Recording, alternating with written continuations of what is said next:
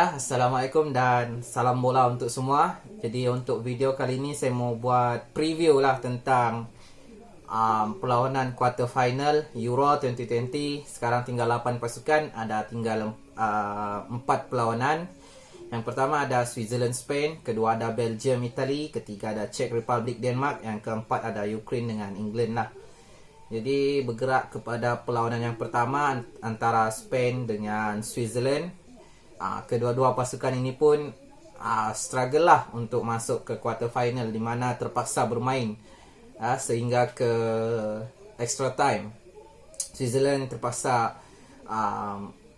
perlawanan Switzerland Perancis yang sebelum ini kan terpaksa berlarutan sehingga ke sepakan penalti, dan yang mengejutkan adalah Switzerland dapat menghentikan perjalanan Perancis juara dunia pada pertandingan kali ini. Dan Spain juga diikat 3 sama dengan Croatia sebelum ini dan dilanjutkan ke extra time, tetapi tidak sampailah ke sepakan penalti, di mana dua jaringan dapat dilakukan semasa masa tambahan lah. Jadi Spain menang 5-3 semasa menentang Croatia. Jadi untuk perlawanan ini saya rasa peluang rasanya pada pendapat saya sendiri Spain seharusnya Spain mampu untuk menghentikan perjalanan Switzerland di quarter final ini. Sebab yang pertama bagi saya adalah kerana Spain ini kan satu-satunya pasukan yang pada pendapat saya dalam kejohanan Euro pada kali ini yang satu-satunya pasukan yang mampu untuk membuat jaringan-jaringan yang banyak dalam setiap pertandingan. Dalam sebelum ini pun mereka menang lawan Croatia, mereka menang dengan skor 5-3, dan perlawanan sebelum Croatia pun mereka menang lawan Slovakia kalau tak silap dengan jaringan 5-0. Dalam dua perlawanan dapat mencipta 10 peluang. 10 gol. Betapa efektifnya barisan hadapan Spain itu, Sarabia, Morata dengan Torres. Dan saya rasa dengan kualiti pemain yang ada, dengan pengalaman pemain yang ada, rasanya Spain mempunyai advantage lah, mempunyai peluang untuk meneruskan perjalanan ke semifinal. Berbanding dengan Switzerland, walaupun mereka mampu untuk menghentikan perjalanan juara dunia pada Euro pada kali ini, yaitu Perancis, tetapi kan mereka punya performance itu bukanlah sebaik performance Spain. Maksudnya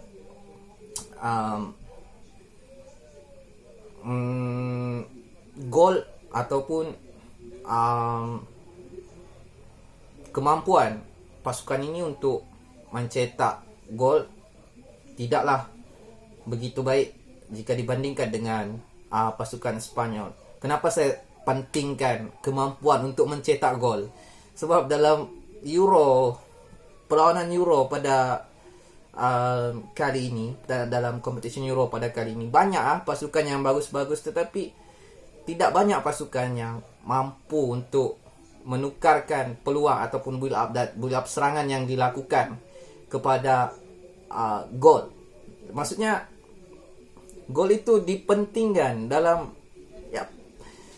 semakin besar, ini pendapat saya, semakin besar semakin besar kemampuan sesebuah pasukan untuk melakukan jaringan, semakin besar peluang pasukan tersebut untuk menang. Jadi bagi saya lah, dengan kalau tengok Spain dengan Switzerland, walaupun perlawanan ini saya rasa tidak akan mudah untuk Spanyol lulus, tetapi dengan pengalaman pemain yang ada, dengan kemampuan pemain yang ada, rata-rata pemain Spanyol itu kan mempunyai ability yang melebihi daripada pemain-pemain Switzerland. Rasanya yang Switzerland ini hanya digerakkan oleh beberapa pemain sahaja seperti Shaqiri dan Zaka ni pun bagus main, tapi yang lain, pemain-pemain lain itu pun, pemain-pemain lain Switzerland pun yalah begitu-gitu, tidak sebaik kualiti pemain yang kualiti pemain yang dipunyai oleh pasukan Spanyol. Macam di tengah ada Busquets, ada Sergio Busquets, ada Koke, Pedri. Option lain dalam bangku simpanan masih ada Thiago Alcantara misalnya. Di barisan pertahanan kan masih ada Azpilicueta dipakai sebagai right back. Azpilicueta kan merupakan seorang pemain yang penuh dengan pengalaman dalam kejohanan kompetitif sebeginilah. Jadi rasanya seharusnya pada perlawanan ini, seharusnya pada pendapat saya Spain harus boleh lulus ke semifinal, walaupun tidak begitu mudah, tapi seharusnya mereka boleh lulus. Bagi saya win rate dalam game ini 55% untuk Spain dan 45% untuk Switzerland. Kerana Switzerland ini saya pasti mereka akan turun, mereka akan datang dalam perlawanan ini dengan semangat dan motivasi yang sangat tinggi, kerana mereka baru saja mengeluarkan juara dunia Perancis. Siapa sangka kan? Dan rasanya itu menjadi motivasi yang mereka pasti akan fight habis-habisan untuk game ini, dan tidak akan mudah bagi Spanyol, tapi harusnya Spanyol boleh lulus. Jadi bergerak ke perlawanan yang kedua, kita ada Belgium dan Itali. Ramai yang mengatakan bahawa Itali dalam pertandingan Euro pada kali ini sebuah tim yang solid, tapi bagi saya sendiri solid Itali itu, ini adalah game yang pertama yang boleh membuktikan adakah mereka itu betul-betul solid. Macam gitu. Sebab yang perlawanan sebelum ni pun Itali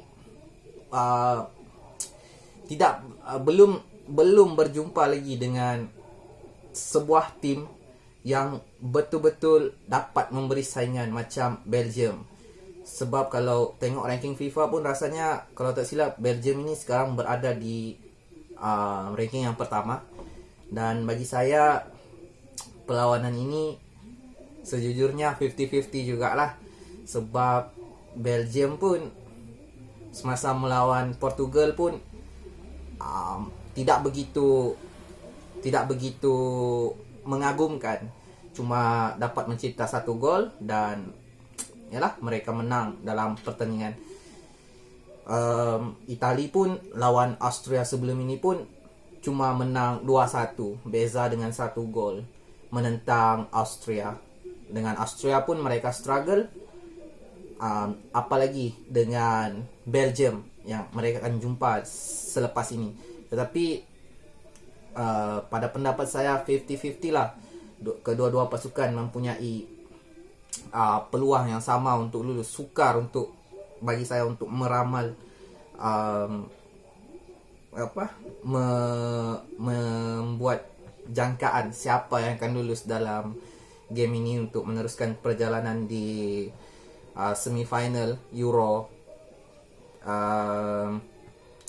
Tapi kalau bahagian midfield Belgium dapat berfungsi dengan sangat baik, rasanya mereka mampu untuk pergi ke semifinal, ke peringkat yang seterusnya. Belgium kalau midfield itu dapat berfungsi dengan sangat baik, maksud saya kalau De Bruyne macam kalau De Bruyne ni dan siapa midfield macam Telsman dan Witsel sama dapat menguasai ataupun dapat form dengan sangat baik dalam perlawanan ini, rasanya tidak mempunyai masalah untuk Belgium lulus. Cuma perlu midfield Belgium ini lebih form lah dalam perlawanan. Saya harapkan midfield tu boleh perform dalam perlawanan ni, terutama Kevin De Bruyne lah, untuk support bola kepada Romelu Lukaku, di mana Romelu Lukaku sekarang juga sedang berjuang untuk mendapatkan title sebagai top scorer dalam competition Euro pada kali ini. But saya still tak boleh nak cakap siapa yang akan dapat marah ke peringkat seterusnya, tetapi saya merasakan ada something yang Belgium ini mampu untuk mengalahkan Itali. Tapi kena perform lah. De Bruyne kena perform kau. Kalau mau mengalahkan Itali ni, sebab ya, kalau kita mau lawan, kalau Itali dan Belgium mau lawan bahagian serangan, bahagian defense, rasanya lebih kurang sama aja. Yang Belgium boleh buat adalah memperbaiki barisan tengah pasukan untuk support bola kepada Romelu Lukaku. Sebab kalau tengok midfield Itali ini, Jorginho, ada Barella dan Verratti ini, dia harap-harap lah seorang Kevin De Bruyne dapat menunjukkan prestasi yang lebih berbanding dengan tiga midfield Itali ini. Rasanya midfield Belgium lagi bagus daripada midfield Itali. Tapi ya, tengoklah midfield mana, pasukan mana yang dapat perform. Rasanya pasukan tu lah yang boleh dapat menang. Win rate bagi saya 50-50. Memang sukar untuk saya tentukan siapa yang akan marah ke semifinal. Tetapi saya lebih sedikit memberi kepercayaan kepada Belgium untuk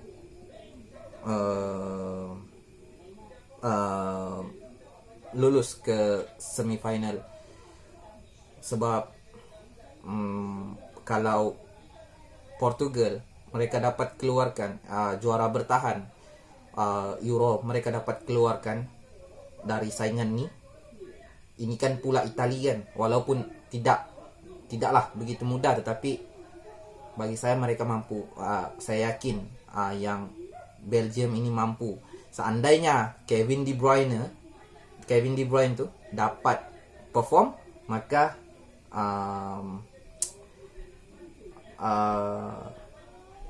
Belgium boleh lulus. Tapi kalau Kevin De Bruyne tak perform, Belgium beli tiket bas sendirilah. Lepas tu perlawanan yang ketiga ada Netherlands, ada Denmark dan Czech Republic.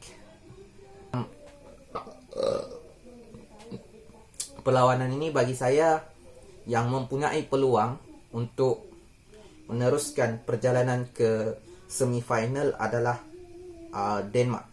Saya memilih Denmark sebab kalau kita tengok gameplay, kalau kita tengok permainan antara permainan Czech Republic dengan Denmark ini lagi compact, lagi solid, lagi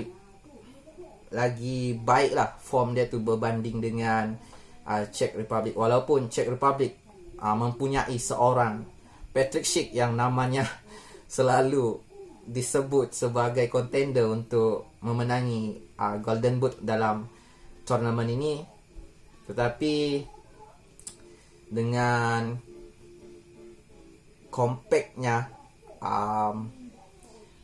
form Denmark itu, saya rasa Czech Republic tidak akan dapat untuk menyeimbangkan permainan Denmark. Sebab yalah, Denmark compact, lepas tu keupayaan untuk mencipta gol itu adalah tinggi. Kalau kita tengok di perlawanan sebelumnya, Denmark mereka menang 4-0 kan menentang Wales. Dan ini satu performance yang sangat baik lah, sangat fantastik bagi saya. Sebab saya pun tak sangka yang Denmark itu boleh mengalahkan Wales dengan skor yang 4-0 tau. Dan Czech Republic mengalahkan Netherlands, mengalahkan Belanda sebelum ini dengan skor 2-0. Itu pun bagi pendapat saya, kenapa Czech Republic ini hanya boleh menjaringkan 2 gol berbanding dengan Denmark yang mengalahkan Wales sampai 4 gol. Sebab gerakan itu sebab kekompakan itu sebab compactnya tim itu tidak sekompak Denmark lah. Saya sangat impressed dengan perlawanan performance yang ditunjukkan dalam perlawanan Denmark menentang Wales sebelum ini dalam round of 16. Tetapi saya tidak begitu impressed dengan performance Czech Republic, walaupun mereka ada seorang Patrick Schick. Tapi rasanya ya sama juga, tidak akan mudah bagi Denmark, tetapi tidak mustahil. Pasti saingan akan berlaku dengan sangat lebih kurang macam seimbang lah. Tapi dengan kemampuan Denmark untuk mencipta gol, untuk kemampuan ability pasukan Denmark ini untuk membuat gol, saya rasa akan menyebabkan mereka ini mampu untuk terus ke semifinal. Czech Republic bukan tak mampu buat gol, mampu, tapi yang lebih efektif itu, yang lebih efektif dalam membuat gol, maksud saya membuat banyak gol, itu ada pada Denmark dan tidak ada pada Czech Republic. Dan saya meletakkan 55% win rate untuk Denmark dan 45% lah untuk negara Patrick Schick, yaitu Czech Republic. Dan seterusnya kita ke perlawanan yang keempat, ada England dan Ukraine. Perlawanan ini bagi saya cuma sekadar mengisi masa lapang rasanya bagi pasukan England. Seharusnya Ukraine ini dapat dikeluarkan oleh England dengan mudah, seharusnya. Sebab bila tengok perlawanan sebelum Ukraine Sweden dengan England yang bermain dengan Germany, permainan England itu jauh bezanya jika dibandingkan dengan Ukraine menentang Sweden. Ukraine pun menang sebab Sweden dapat 1 red card kan masa yang perlawanan sebelum ini. Mereka menang 2-1, di manakala England pula menentang Germany dapat menang sehingga 2-0 dan 11 orang pemain berada di dalam. Jadi bagi saya tidak ada alasan lah, dan perlawanan ini tidak begitu menarik untuk dibincangkan, kerana seharusnya England boleh lulus ke separuh akhir. Bagi pendapat saya ni 60% lah, persen yang tinggi saya letakkan untuk England, dan 40% untuk Ukraine. Ukraine tidak begitu baik, prestasi mereka tidak begitu baik dalam Euro pada kali ini. Walaupun mereka sampai ke quarter final kan, tetapi yalah, mereka sampai itu mereka berjumpa dengan tim yang mana, dan sekarang ini mereka pula perlu berhadapan dengan tim yang mana. England tu ada Harry Kane tu. Okay, rasanya setakat itu saja. So terima kasih semua. Assalamualaikum.